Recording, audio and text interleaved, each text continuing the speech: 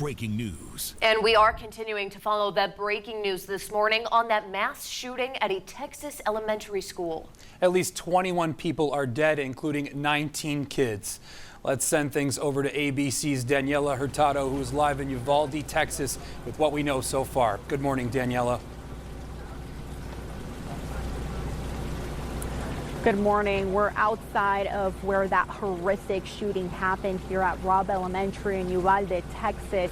For perspective, it's about an hour west of San Antonio in a rural community. And tonight, grief counselors have been called in to help support the school children, the staff, the families, all who are working to cope with the unimaginable loss just days before the end of the school year.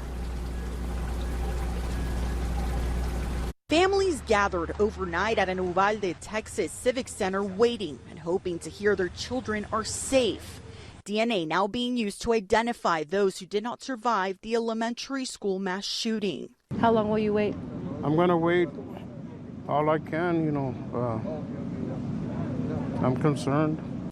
Hours after morning drop-off at Robb Elementary Tuesday, the alerts began, advising of an active shooter on campus. We just hear all kinds of gunshots going off, like nonstop, like constantly gunshots.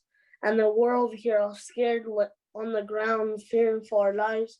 Close to 11:30 a.m. local time, authorities say the shooting suspect, 18-year-old Salvador Ramos, made his way inside the school wearing body armor and carrying at least one AR-15 style rifle.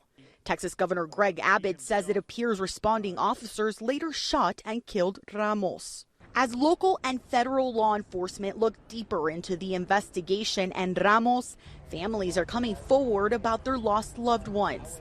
The family of 10-year-old Javier Lopez says his mother was with him at a school awards ceremony hours before the shooting. Across the country, President Biden has ordered American flags to fly at half-staff in honor of the victims. From the White House, he and First Lady Jill Biden join the Uvalde families in mourning while calling for common sense gun laws.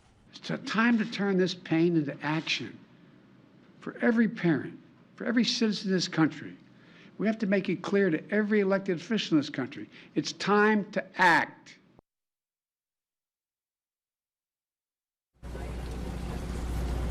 And tonight, the weather matches the mood out here. Very, very somber as several families are still awaiting answers about their missing children. Summer, Rich. All right, Daniela, thank you. Now, Uvalde is about 80 miles west of San Antonio. It's a small town, like you described, with a little more than 15,000 people. And there's really only one school district there. So, Daniela, we know this is a close-knit community that we're talking about here. And you've talked to the people. Are the people that you've spoken with calling for gun reform, or what's the sentiment that you're hearing right now? I think right now the focus is really about all those families who still have so many questions left. I do know that there are a lot of people on social media across our communities overall here in Texas who are talking about wanting gun reform and wanting to address that conversation at the state legislature level and federally. Now, Daniela Hurtado, thank you so much on the ground in Uvalde, Texas. We appreciate your reporting and your due diligence to try and bring these answers to these needing families. But right now, Robb Elementary School, right there where the shooting happened, it happened just 2 days left into their school year when this tragedy struck. Now make sure to follow us all morning long as we continue to keep you updated with new details.